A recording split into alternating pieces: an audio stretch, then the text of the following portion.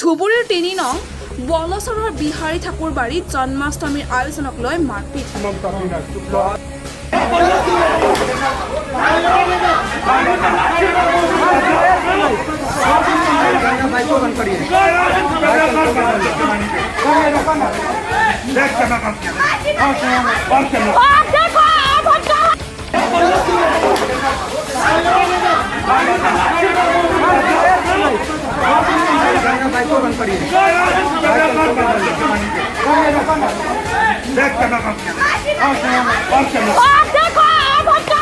মন্দিৰৰ মূল মালিক জগদীশ কুমাৰ ৰায়ৰ লগতে কন্যা মমতা ৰায় আৰু ভতিজা শম্ভু ৰায় আৰু ঘৰৰ বৌতি ৰায় মাৰপিট। দীৰ্ঘদিনৰ পৰা মন্দিৰক লৈ সৃষ্টি হৈছিল কাজিয়াৰ।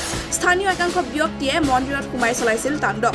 ধুবুৰী আৰক্ষী থানাত গোচৰ দিয়াৰ পাছতো এতিয়ালৈকে কোনো এজনক আটক কৰা নাই আৰক্ষীয়ে। ইণ্ডিপেণ্ডেণ্ট 24।